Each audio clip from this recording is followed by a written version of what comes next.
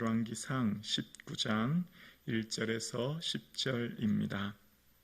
구약성경 550면입니다. 열왕기상 19장 1절에서 10절입니다. 하나님의 말씀입니다. 함께 고백드리겠습니다. 아합이 엘리야가 행한 모든 일과 그가 어떻게 모든 선지자를 칼로 죽였는지를 이세벨에게 말하니 이세벨이 사신을 엘리야에게 보내어 이르되 내가 내일 이맘때에는 반드시 내 생명을 저 사람들 중 한 사람의 생명과 같게 하리라. 그렇게 하지 아니하면 신들이 내게 벌 위에 벌을 내림이 마땅하니라 한지라. 그가 이 형편을 보고 일어나 자기의 생명을 위해 도망하여 유다에 속한 브엘세바에 이르러 자기의 사환을 그곳에 머물게 하고 자기 자신은 광야로 들어가 하룻길쯤 가서 한 로덴나무 아래 앉아서 자기가 죽기를 원하여 이르되 여호와여 넉넉하오니 지금 내 생명을 거두시옵소서. 나는 내 조상들보다 나았지 못하니이다 하고 로뎀나무 아래에 누워 자더니 천사가 그를 어루만지며 그에게 이르되 일어나서 먹으라 하는지라.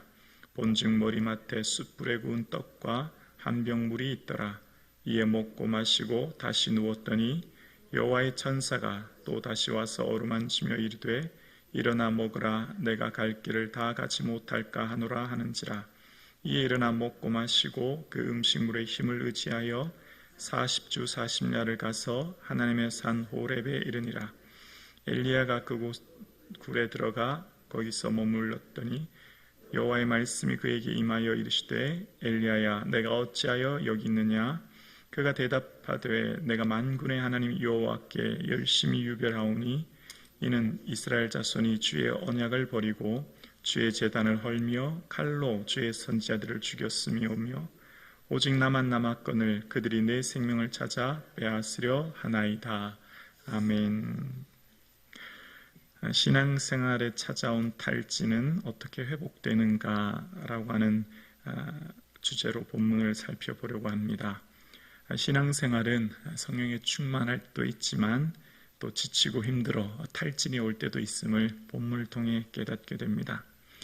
아합이 엘리야가 이전 바알과 아세라 선지자들과의 대결 속에서 그 선지자를 죽였다고 하는 소식을 이세벨에게 얘기하게 되고 그 얘기가 이세벨에게 들리자 이세벨은 사신을 보내서 내일 이맘때 내 생명을 저 사람들과 같게 하리라 라고 하는 이야기를 하게 됩니다. 그런데 그 어떤 사람을, 그러니까 이세벨이 정말 엘리야를 죽이려고 했다면 무슨 사신을 보내서 내일 이맘때 뭐 이렇게 시간을 줬을까요? 그냥 몰래 군사를 보내거나 암살단을 보내서 죽이지 않았겠습니까? 위협하려고 하는 것이었죠.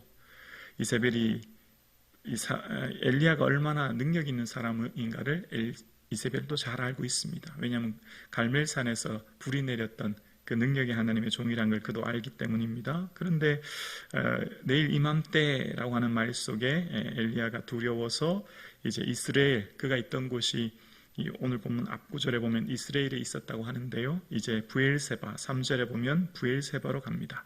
브엘세바는 가장 남쪽입니다. 우리로 보면 무슨 부산쯤으로 생각하면 될까요? 무슨 서울에서 부산으로 갔다 뭐 이렇게 생각하면 될 것 같아요. 이스라엘에서 브엘세바로 갔고 그것은 주로 광야 이지대입니다. 그런 곳에 탈진해서 머물러 있는 엘리야는 하나님 앞에 그렇게 얘기하는 거예요. 여호와여 넉넉하오니 지금 내 생명을 거두시옵소서. 이제 4절에 그렇게 얘기합니다. 엘리야의 탈진 속에 하나님께 이야기합니다. 넉넉합니다 라고 하는 말은 원어의 뜻은 라브라는 의미인데 그만이요 이런 의미가 있습니다. 하나님 저 그만이요, 너무 힘들어요, 저 너무 마음이 어렵고 힘듭니다, 뭐 이렇게 고백했던 것을 봅니다. 그리고 내 생명을 좀 거두어 주십시오 그렇게 이야기합니다.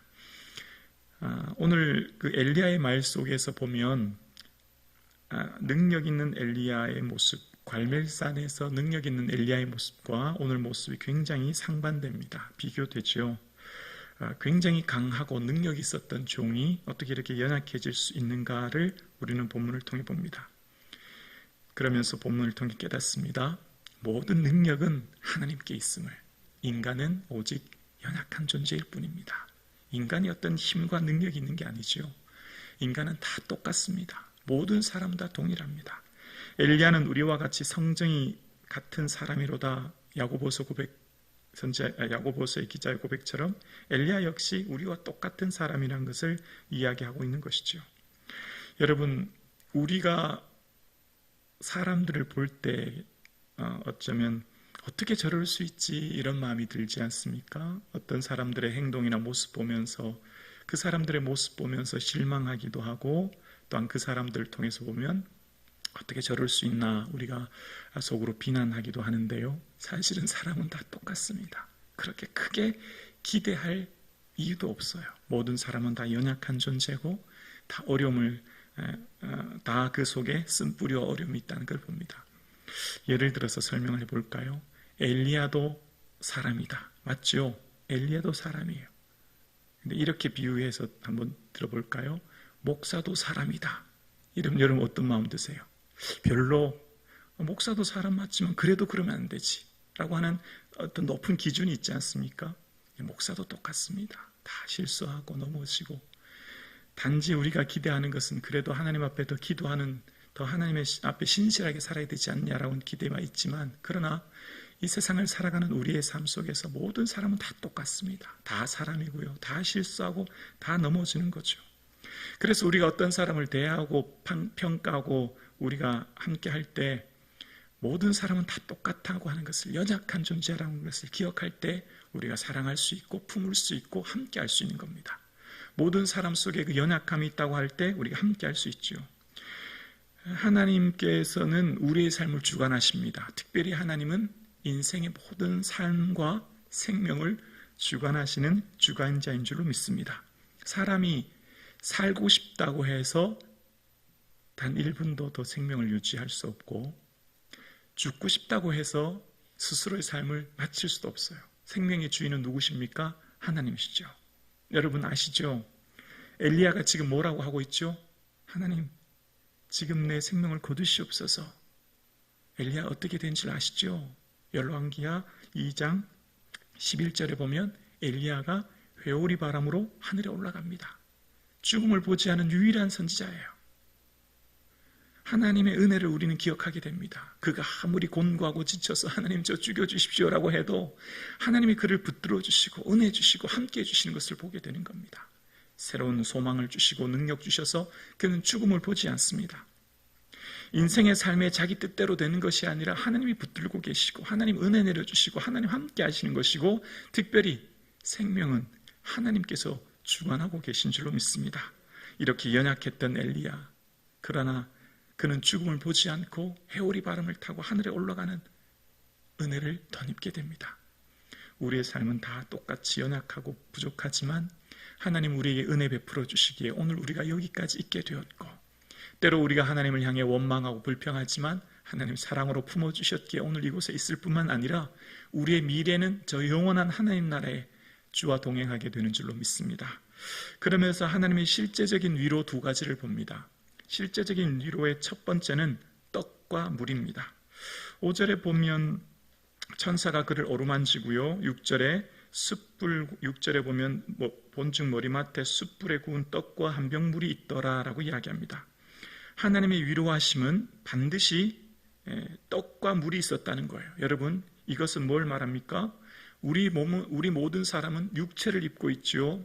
육체는 반드시 먹어야만 사는 존재입니다. 반드시 우리는 음식물을 먹어야만 힘을 낼 수 있고 생활할 수 있는 거예요. 여기서 하나님께서는 단순히 말씀으로만 위로한 게 아니에요. 잘 보셔야 됩니다. 뭐죠? 갓 구운 숯불에 구운 떡 그리고 물을 주시면서 먹으라고 말씀하는 거예요. 우리가 이웃을 어려움을 보면서 위로하는 건요, 기도만이 아니에요. 반드시 물질이 있는 곳에 마음이 있게 되어 있습니다. 말로만이 아니에요, 여러분. 어려운 성도를 보면 말만 아니에요. 반드시 뭐가요? 물질이 가는 거예요. 그게 실제적인 도움입니다. 왜냐하면 우리는 육체를 입고 있기 때문에 먹어야 되거든요.